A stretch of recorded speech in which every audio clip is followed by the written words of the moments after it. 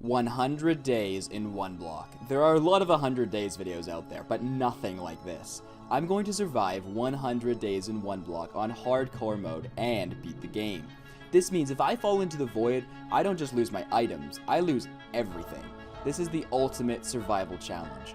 My goal is to make some ridiculously overpowered farms that I totally don't need, but who doesn't want 900 melons per minute? I want to be in full netherite, and I want to have killed the ender dragon. Am I all talk? Well, you better watch the 100 days to find out. Also, it would be totally cool if you wanted to become part of the mudflap army by hitting that subscribe button and potentially hitting that like button. Day 1. I wasn't sure how I ended up on this single block in the middle of the sky, but I thought the best thing to do was break it and to see what happens. Good thing for me, the block kept coming back, unlike my past girlfriend. I don't miss her. Nope. I sat there mining the same block over and over again and waiting for diamonds. A giant pig decided to fall right in front of me with its butt right in my face. I did contemplate throwing it off the edge, but I decided that we'd be best friends since I didn't have any friends. It was quite sad. As the space was getting a little bit cramped, I decided to expand the island a bit so me and Puggles would have a bit more room to live. Yeah, I named him Puggles. I began, well, doing the same thing I was just doing before, and once again a new chest spawned. I was ready for more diamonds and ended up getting apples. It was exactly what I wanted. I then realized the absolute abomination of Minecraft was on auto jump, so I made sure to turn it off before I continued playing. I also planted a sapling, and I felt very proud of myself that I was making this much progress. I then decided to plant the seeds I had been gathering so that I didn't die of starvation in 5 minutes from now. 2 more creatures spawned and fell directly on my head. We really gotta work on this placement. From there, every animal decided to take its turn stepping on the block that I was attempting to mine. I was really contemplating bacon at this point. Instead, I got feathers. Day 2. I thought everything was getting a bit crammed with how many animals were falling out of the sky onto my face, so I decided to expand the island with a bit of birch. It looked very pretty. I was going to do my typical skyblock build of doing a 16 by 16 of birch planks and then surrounding it by stone blocks. The increasing amount of animals that were deciding to spawn out of thin air were really taking over my island. The wolves kept eating the sheep, and the foxes kept eating the other things, and the bears kept eating the wolves, and it was a cycle of death, so I needed a place to put everything. I decided that the cretins that were engulfing my island needed a new place to live, so I decided to make it out of spruce wood and some stone walls to give it a bit of an aesthetic to sort of go off of the birch. On day 3, I did a bit of island cleanup and I started to work towards a cobblestone generator. I knew that sitting here and mining this one block that kept being in a sort of values was not going to be a great way to expand the island, and I really needed a generator so I could start building with stone. However, there was no way to get lava, and rather than reading the wiki, I decided I would just keep hitting that same block and hoping that lava would fall on my head like those cows did. On day 4, I decided to expand the island to create my pens for my animals so that they would not keep standing on my only block that I was mining and interrupting me, and I wouldn't accidentally keep hitting them off. I mean, accidentally them walking off into the void. I spent day 5 doing some more island maintenance and preparing the area for my animals. I also spawned this chonky tree so that I could mine its wood a lot faster. It's a lot quicker if you do a 2x2 than if you just plant single trees and then you bone meal it. It'll also grow by itself, but I decided to bone meal it because I'm impatient. I honestly spent day 6 to 10 doing little things around the island and continuing to mine the one block. I knew I needed a cobblestone generator to sort of take it to the next step because I didn't want to build the entire thing out of wood, and I needed a lot of stone elements to build the new farms. So I just kept mining the same block until hopefully, again, lava would fall on my face, but hopefully not kill me. On day 11, the sky gods decided to bless me with a villager named Bob. Bob wasn't exactly the brightest villager in the world. I tried to trap him 3 times, but he escaped every single time, until he eventually walked into probably the worst trap of them all, and I blocked him in. I'm not exactly sure why he decided to go into that trap and not any of my ingenious other ones, but we did end up trapping Bob, and he is now safe. I spent days 12 to 15 hitting that same block hoping for some lava. Meanwhile, this random llama decided to spawn and stay on top of the block the entire time I was mining it, and then a random villager decided to spawn named Arnold, and this dude in a blue coat, not exactly sure what he does, but they all decided to roam around my island. I was too lazy to actually go and capture them, so I just let them go. Oh, and also some random villager named Owen spawned. Donkey. I spent day 16, you guessed it, still mining that same block. Still no lava. I don't know what to do at this point. On day 17, honestly, the only notable thing was this random guy decided to spawn inside of the block, which I'm not sure how he is still surviving, and stare me down as if I am breaking his home. Like, dude, it's not your home. Please just go to the side. On day 18, I finally got to the nether stage. I knew the nether stage had to have lava, right? It's only logical. Nether, lava, fire, burning, death. You know, it just seems logical that it would spawn within this realm, right? That's very logical. Please spawn. Are you kidding me right now? I can get netherite, but I can't get 1 bucket of lava. And then, on day 19, like the PogChamp I am, I finally got the hot stuff. On day 20 and 21, after shedding some tears for all the pain it took to find that lava, I decided to start expanding the island so I could build a proper cobblestone generator, and so I could start scaling it up for the farms to come. The initial grind was finally over. I spent day 22 preparing a cobblestone generator and getting it ready. I was going to grind this thing for about 2 double chests worth of cobblestone so I could actually start building the farms I needed to building my island into the absolute powerhouse it would become. I went with a simple design, no loss cobblestone generator. You put the hoppers in the middle essentially and you just duplicate a normal cobblestone generator 3 times over. This will allow you up to a diamond pickaxe worth of efficiency. You don't really need a redstone cobblestone generator until you start working into efficiency on your pickaxes, so I knew this would be the right one for me. On days 23 to 25, to close out the initial grind stage, I knew I needed a lot of stone before I started working on the building stage of the island. I knew about 1 stone pickaxe equaled about 64 cobblestone, so I needed to make a lot of stone pickaxes. So I sat there for the next few days just grinding and watching some Netflix. I spent day 26 and 27 starting my first mob farm build. I went with a simple design, 8x8 platforms with water mills in the middle. The unfortunate part of this design is that you can't get endermen because if they fall into the water, they will just simply zap away. But it does work for the basic mobs. I needed a lot of bone meal and a lot of string to start my other mob farms, and I also needed a lot of redstone. Unfortunately, witches aren't exactly that prominent to spawn randomly, but they have the nether enabled, so we should be able to get redstone that way. I spent days 28 to 30 working on the gathering zone for the drops for the mobs that were wonderfully donating to my cause.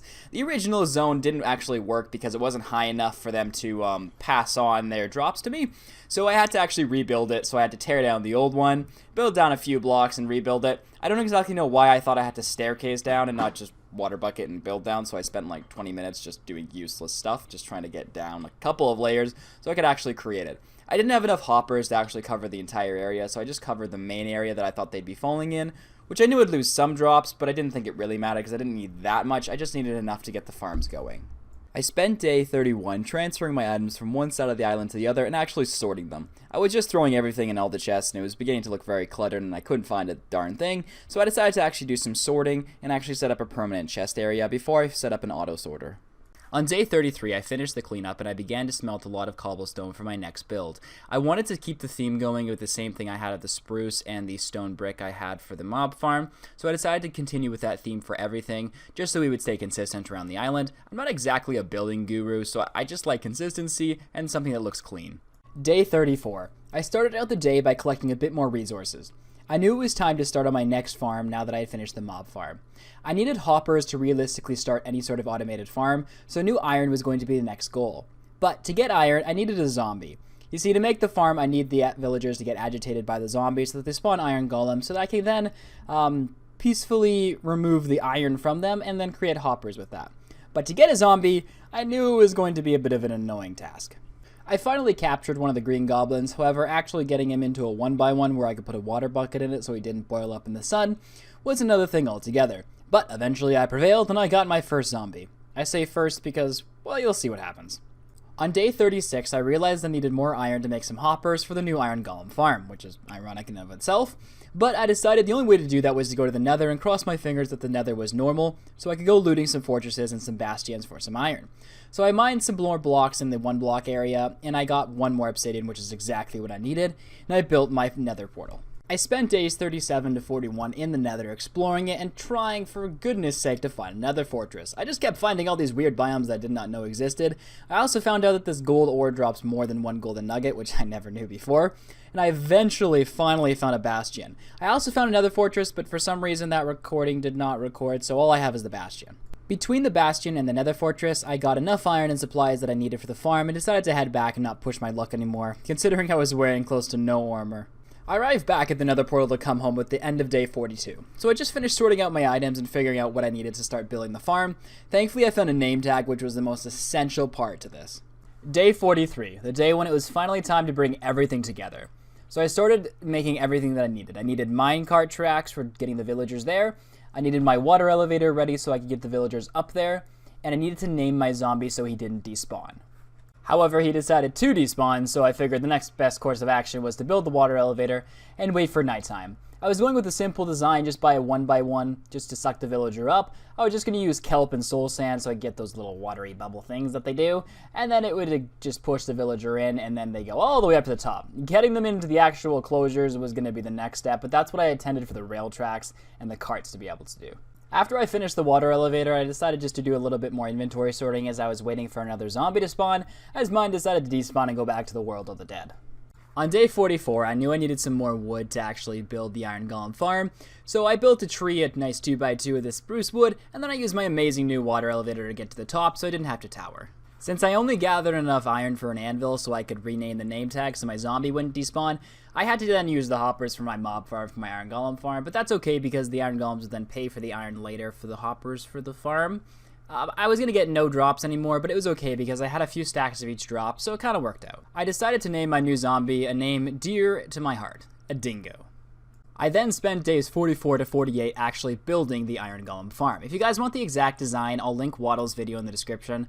It's basically the most compact design for an iron golem farm that you can make. I'm going to show you clips here and there of what we were doing creating it, as it was tedious as heck to get the villagers up there, and they just didn't want to listen to me, especially Arnold. I don't know where he was going. Sometimes he would just sit in the minecart and just try and drive away, and I had to be like, no, Arnold, you're going that way, Arnold. But you know what? Eventually we got them up there. One of them decided to almost walk off the edge, but they managed to save his life throughout that. But we ended up finishing the iron golem farm, and now it's time to reap the benefits, or so I thought. On day 49, since I had the iron problem solved, I began to expand my farm for manual purposes, so I'd have enough seeds to actually get going when I could actually do an automatic farm for each of these types of seeds. I spent day 51 chopping down some more trees, knowing that I needed to expand my island to build some more farms. I also kept finding random melons everywhere, not sure how they got there. I also expanded my farm a bit so I could do some villager trading later with bread. On day 52 to 56, I decided to go to the nether and mine for some glowstone. However, upon entry, a zombie decided to punch me off a cliff immediately. I went to the start menu right away, logged back into the game, and not even phased, I continued my journey to go for glowstone. I knew it was a completely horrible idea to do, but I decided I really want a glowstone for the island as torches look really ugly, and I'm not about that peasant life. On day 57 and 58, after surviving the horrors of the nether, I decided to update my island a little bit. I knew the squares were not 16 by 16, they were all different sizes, and it had been bugging me ever since the beginning, so I decided to do a bit of maintenance and take down some of the birch and the stone, before I got my island too big and then had to use it later and just messes everything up. So I decided to do it now, get the glowstone now that I just mined out of the nether, and make sure the island was set up so that when I expand, it's not too big of a deal. On day 59, I realized that the chest for my mob farm was completely filled. I really needed redstone from this farm so I could expand to automated farms later, so I decided to put some hoppers down and some more chests. I didn't know if one hopper would be able to do a complete double chest, so I made sure just to put two hoppers there just in case. But I would figure I would clean it up in the future when I actually cared. I then for some reason stood for about 3 minutes staring at the cows and the sunset as it went down. Not exactly sure why I was doing that, but I would enjoy the moment of serenity before the chaos that would ensue. Well, this is awkward. On day 60, I apparently just realized that I had stacked on stacks of iron, so I decided to create some iron armor, as wearing golden boots were not doing very much. I also did my best to aid in procreation. Go babies!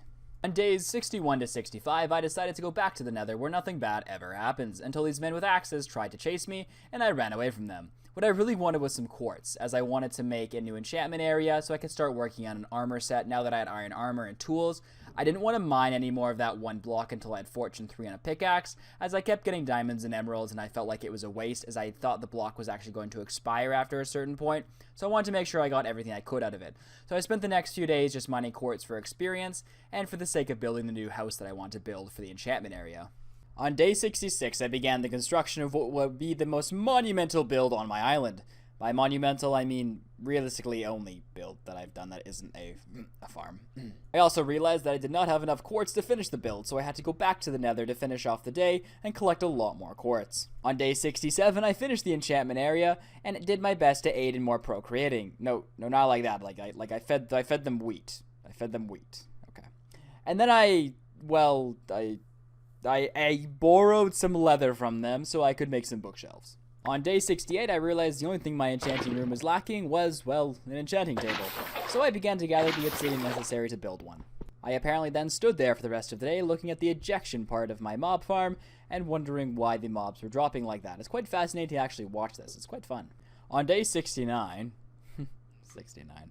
On day 69, I decided to make my first netherite pickaxe. I was attempting to get Fortune 3 on it as it was my main goal since like 10 days ago just to get a Fortune 3 pickaxe, but I figured I may as well go for gold, or in this case netherite, and get the best pickaxe I can with Fortune 3 and Unbreaking on it.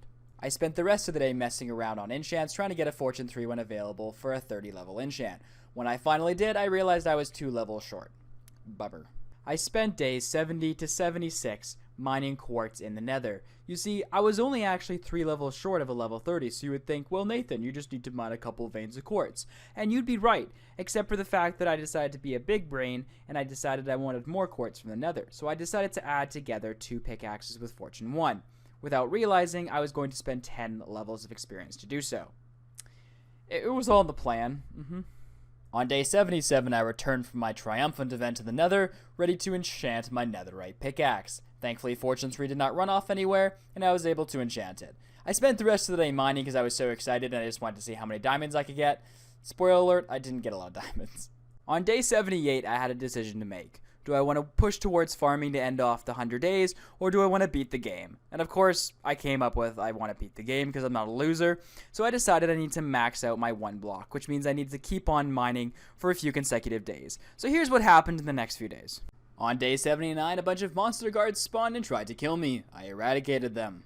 On day 80, this dude spawned and started spawning these random little things with axes that chased me around for eternity. I also eradicated him and got a cool totem from it. On day 81, I was visited by many a silverfish. They were quite annoying to kill, but I did my best. On day 82, a piece of bedrock spawned and the mining stopped altogether. Just kidding, it was just the next level. On day 83, an endless amount of endermites continued to spawn. I was getting quite tired of dealing with them with my axes as my axes kept breaking, so I got the brilliant idea to use a lava bucket on them on a wooden surface. Great idea. Oh, also on that day, the ender portal finally spawned and a shulker shot me and I began levitating and I had quite a lot of difficulty getting back down. I also lit myself on fire many times. So I decided at this point I needed netherite armor before I was going to take on the ender dragon, but I had no good way of getting TNT. I had a lot of gunpowder, but I didn't really have any ways of using that to create TNT as I couldn't create sand. So I knew my only other option was to create a bunch of iron pickaxes, and you guessed it, go strip mining. I didn't know how good this was going to work, so I just googled the values. You're supposed to go from 8 to 22, and I just got some snacks, turned on Netflix, and I spent the next few days literally just mining for netherite. Here's a quick montage of that.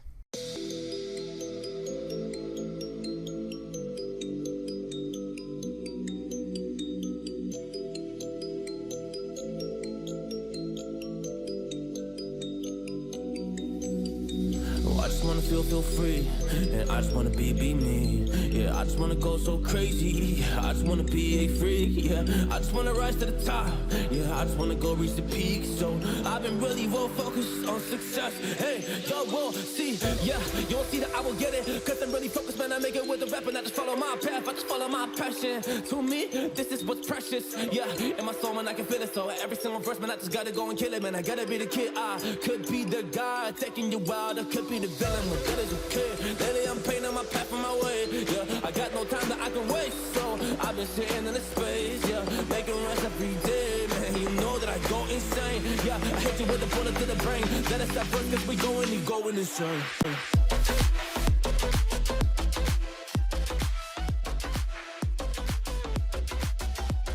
I arrived back from the nether on day 97 and decided the first thing I would do is some more procreating. And then I created my first netherite piece of armor. I didn't have enough netherite to do a full set, so I decided a weapon and 1 piece of armor would be the best bet, and then I began enchanting, trying to find the best enchants I could for them. On day 98, I turned on my epic voice, and I decided it was time to plunge into the end. Thankfully, I had ender pearls and blaze rods, so creating the final eyes of ender were not a big deal. Once I got into the end, I attempted to do the bed and block strategy, but I only ended up lighting myself on fire many times, so I decided to go the OG route and actually destroy the end crystals. Here's a quick montage of that.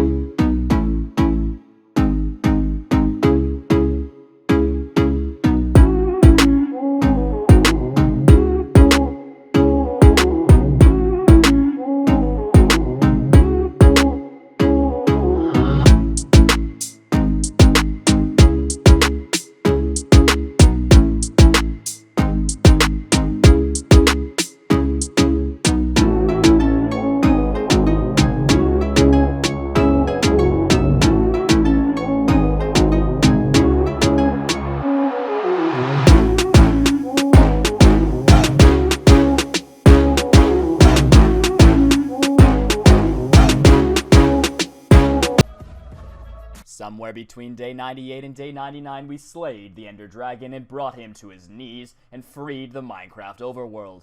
I don't think it actually works like that, but it sounds more cool. I also forgot a pickaxe, so destroying the blocks below the egg was quite a pain. At the end of day 99, I decided to place the dragon egg on a piece of clay in monumental occasion. I don't know why I thought this was a good idea and it looked horrible, but I decided to do it anyway. Day 100 was actually quite eventful. I spent the first part of the day installing shaders. I thought that would be a cool idea. I then covered up the end portal so I didn't actually fall into it by accident to visit the end dimension when I was not planning to. I then decided to create an automatic sorting system, or start at least creating the automatic sorting system, the first step of which was collecting the actual 1 block ore I was mining. I tried out this idea of putting a minecart there with rails and putting the minecart inside of the block. This is going to be an epic next 200 days. If you guys made it this far into the video and have not subscribed, then you are a peasant. I'll be coming out with more 100 Days videos, hopefully more on the modded side, but we'll do some basic vanilla Minecraft ones as well. I wanted to test out this video and see how it would do, but I definitely want to lean more into the modded stuff. Please comment down below what you want to see, as you are the most devoted fans if you're watching to this point of the video, unless you skip to the end, in which case you are a peasant as well, and I will see you in the next one. Peace out.